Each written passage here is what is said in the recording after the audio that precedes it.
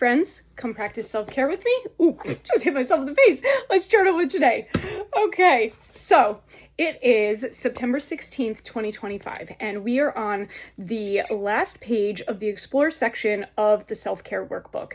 And on this last page, it is the reflection page. And no matter what product bars that you use, I sprinkle reflection pages throughout. And this is what I call freestyle journaling. It's an opportunity for you to share your thoughts, your feelings, your ideas, and just write freely.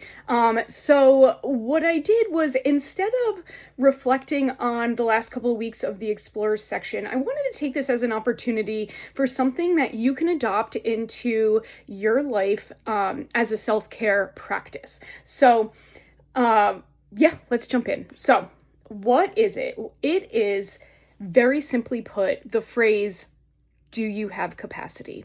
This is something that I use in only a few of my friendships and relationships, specifically with my other colleagues and friends in the field, but really it's asking, do you have capacity?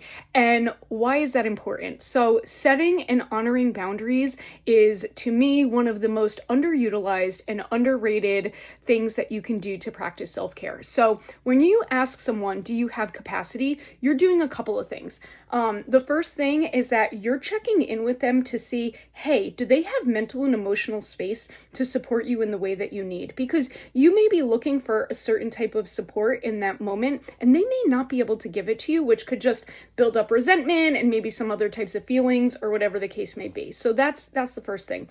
The other thing is that you're setting the example in terms of like, hey, I may not always be able to meet your needs in the way that you want them to, right? So it's this exchange, and it's also respecting whatever it is that they may be dealing with. And, you know, maybe each of you are dealing with something different. Maybe I'm experiencing a moment of grief, and maybe they're going through a period of stress, and it could be all the things, right? So very simply asking, do you have capacity, is kind of doing that emotional check-in with the other person.